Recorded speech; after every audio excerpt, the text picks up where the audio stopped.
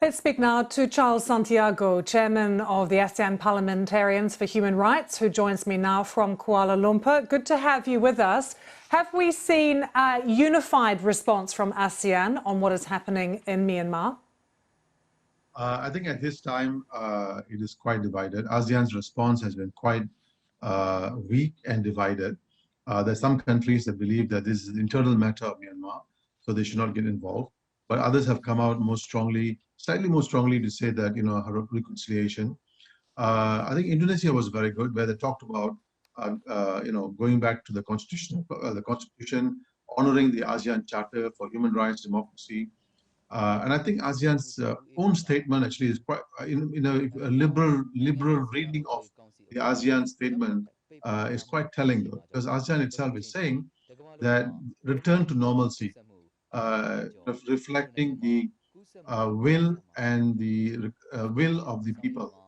What is the will of the people? The will of the people is to honor the outcome of the November elections, where NLD won hands down. 85% of the seats went to NLD.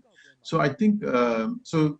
But Charles, at the moment, these are just words and statements. What tools does ASEAN have to put pressure on the military? Well, for large part, ASEAN can be best described as NATO, no action only. So I don't think ASEAN is built very much the case of Myanmar. The same way they pussyfooted in responding to the massacre or the genocide in Rakhine State. So we have asked for ASEAN to expel Myanmar out of ASEAN. I think its time has come that ASEAN has to really get its act together, because it's also reflecting and has become an embarrassment to ASEAN and to ASEAN leaders. This is very embarrassing, but that's the reality we live in. But I also think at this time, civil society in all our countries has to put pressure on our governments in order to tell our governments that we cannot accept what is happening in Myanmar, just like we cannot accept what's happening in Malaysia, where there's an emergency in place, or even in Thailand, or even in Cambodia for the matter.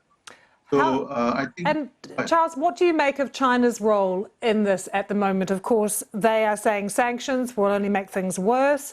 They have refused at the Security Council to condemn Myanmar as well. How much will that bolster or boost the military in Myanmar, knowing they've tacitly got Beijing's support? My view is this coup d'etat would not have taken place without the support of the Chinese. So the Chinese cannot, say one thing and then do another thing.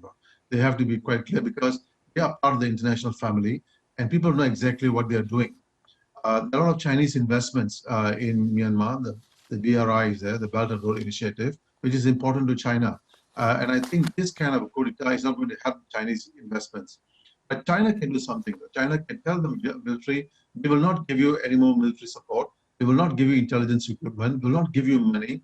And in fact, we'll punish all the military guys who are involved. If China is going to do that, then as a superpower, as a hegemon in the region, then we'll see some changes. Charles, thanks for joining us. Charles Santiago joining us from KL.